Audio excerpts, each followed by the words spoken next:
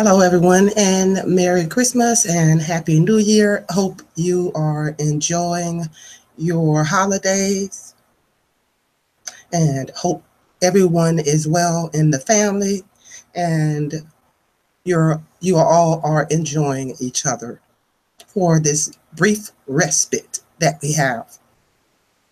Thank you so much for coming. I really appreciate it. Let's see. What case are we on? Number 19. Yes, we are on case number 19, moving on along. So I am, before I forget to tell you, please hit the subscription button if this is your first time here. And you can also leave me a comment in the bottom of the video right below. And please rate this video. Thank you so much. And you are also allowed to share. So please share with your friends who may need this dictation as well, and tell them all about my channel here. Now I'm going to pull up my screen share as I always do in these situations. And then I'm going to pull up the dictation. Yes, I didn't put, this is actually case number 19 on guns. I didn't put guns into the title because in certain situations, you really don't want to do that. I mean, like, YouTube is like all over censorship and stuff like that. So there are some things that I may not put into the title because, so I'll just put the case or selection or literary, something to that effect, so that we don't get any hairs rattled around here. God knows I don't want them thinking, talking about stuff I shouldn't be talking about on YouTube, but this is a dictation channel, so what are you going to do? And there are some things that have to be dictated. Just no getting around it. Now, this is not for the weak at heart, because there are some words in here that I'm going to share with you before we get into this dictation that I want you to be aware of. So we'll start off with that first. Here are some of the words that will be in this dictation. Consultant, small arms, projectiles,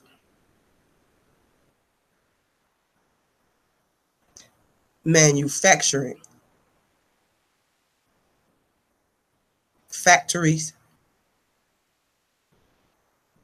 ordinance,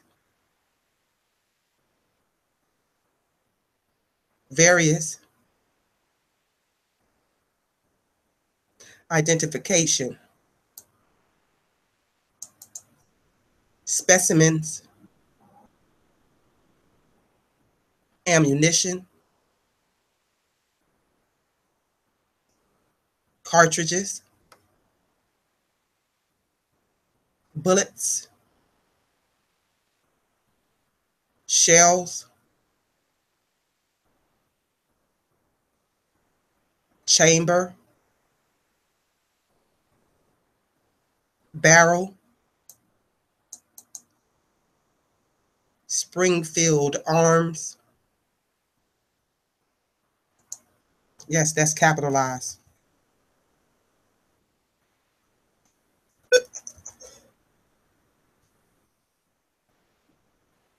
Sequence,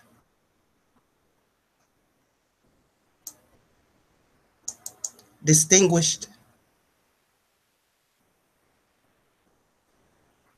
differentiate,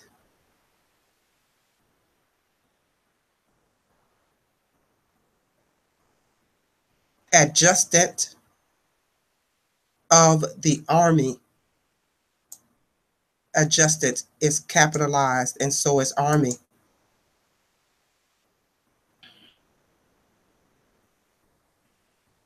Smith and Wesson.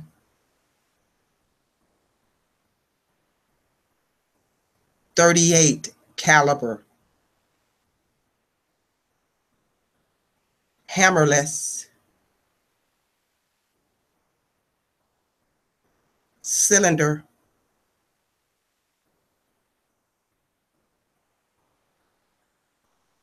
breech,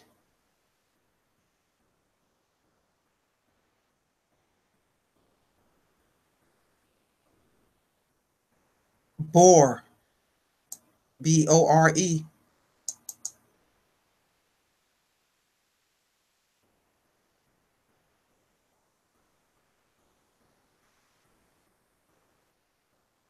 let's see, twist, backward and forward. You got a brief for that?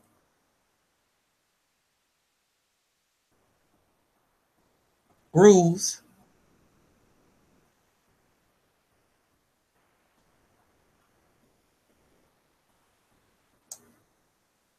successively, shaving,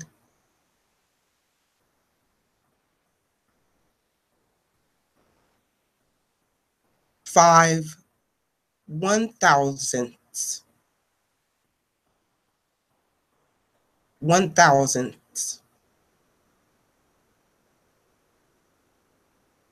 irregularities, magnified, microscope,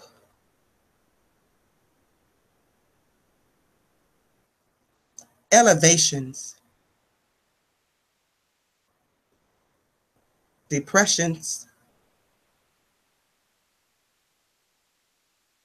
cutter,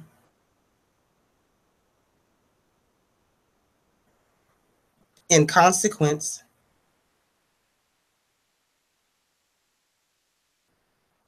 scratches, rifling, molten,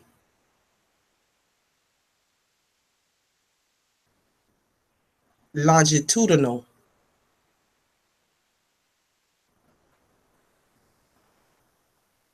all right.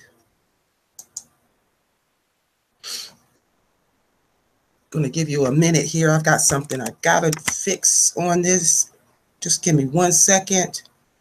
If you need to look up some briefs, go ahead and do that at this time. Just something I got to fix. I saw in this dictation that I don't want to stumble over. See if I can find it quickly.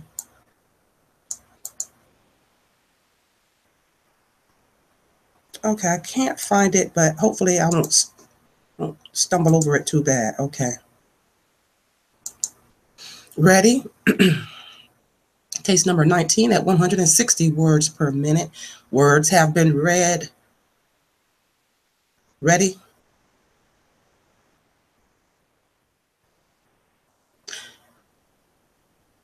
In 5, 4, 3, 2, 1. Let's write. Question, what is your occupation? Answer, I am a consultant on small arms and projectiles in civil and criminal cases. Question, what experience and training have you had in connection with your work? Answer, with regard to small arms, I have been interested in them all my life. And for 15 or 20 years, I made a study of manufacturing methods. I visited factories as opportunities afforded themselves. I have visited all the major small arms factories in this century, frequently as an ordnance officer of the Army. I have taken special courses in the manufacture of rifles and pistols, and I have made a study of everything I have been able to find published in various languages on the subject of arms and ammunition and their relation to homicide cases and methods of identification. I have personally collected many hundreds of arms for reference specimens and also samples of ammunitions of all types used in small arms manufactured by various companies. I have also collected countless cartridges, loose bullets, and unloaded shells and specimens of bullets that were fixed through hundreds of different known arms of different manufacturing models. And I have conducted experiments on numerous kinds of to determine how bullets and shells are marked in leaving the barrel of a gun or in being fixed through the chamber of an arm. As an officer, I was on duty at Springfield Arms. There, I conducted a series of experiments on the sequence of barrels made one after the other, firing bullets through them to determine whether the bullets passed through two barrels made one right after the other can be distinguished one from the other. Question: what did you determine as a result of those experiments? Answer: that is, it is possible to differentiate between bullets fired from one of these guns and bullets fired from another. Question: were the bullets marked before they were fired? Answer: the test was conducted by the adjutant of the Army who actually fired the bullets. He put his own secret mark on each bullet and then gave me the bullets to connect with the individual barrel from which it had been fired. Question: and did you connect them? Answer: yes. Question: will you be good enough to describe to the court and jury the method of manufacture of a small arm such as a Smith & Wesson 38 caliber hammerless safety? Answer: the barrel starts out as a solid chunk of metal in the form of a plain cylinder.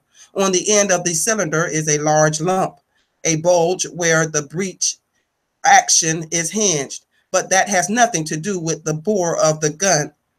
Through this solid piece of metal is passed a steel drill, leaving a rather ragged hole on the inner surface of the cylinder. Because this drilling is not what is commonly called a precision job, the main thing is to get a hole through the bar first, which may later be finished into a clean bore. In order to remove the scars of the rough drilling, a reamer is passed through backward and forward until the barrel is polished clean. It then looks like the interior of a shotgun barrel. Following the reaming, a rifle rod is passed backward and forward through that barrel.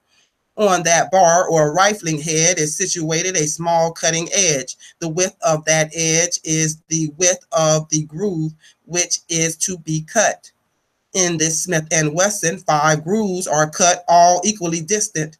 This long rod, considerably longer than the full length of the barrel, as I said, passes back and forward, turning as it goes so that the grooves will have a special twist. This spiral twist gives the bullet a spinning action and makes it go farther and faster than if it were not so spun. As the grooves are cut, instead of moving the cutter around, the whole barrel is rotated. The first operation shaves out a very tiny shaving of metal from the interior of the barrel. Then the whole barrel is turned and a second groove is begun, another fine shaving turned out, and the barrel turned again, and so on until 5 shallow gutters situated an equal distance apart have been started. The cutting edge is then jacked up by a wedge underneath it so that on the next draw it will cut deeper. Thus, successively, deeper cuts are made until the grooves have reached the required depth predetermined for that arm, which is, as I recall, 5/1000ths of an inch.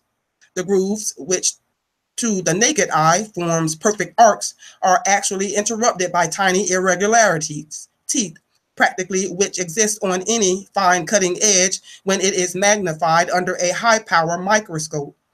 As a result, the bottom of the grooves, instead of having beautiful contours, have little hills and valleys, a perfect row of tiny little depressions and elevations, which correspond with the teeth on the edge of the cutter. Now, when you draw one piece of hard metal against another, wear occurs, and such wear occurs so rapidly and steadily in this rifling operation that these edges are constantly crumbling and new teeth are constantly forming. In consequence, the tiny barrel scratches left in the grooves are not the same as the are left in other grooves, and no two grooves in the same barrel are alike with reference to the fine scratches as they run along the bottom of the groove. After the rifling operation, a rod with a washer on it is put in the barrel, and molten lead is poured into it, and oil and emery splashed onto the molten lead. After the lead is solidified, it seeps into the cracks, and slug of lead is worked backward and forward to remove what it can of the coarser scars left in this operation. This also produces longitudinal scars if tiny bits of emery are caught in the lead of the barrel and rubbed down and up. And so these elevated surfaces are not perfectly free from scratches, although the majority of the scratches are present in the grooves.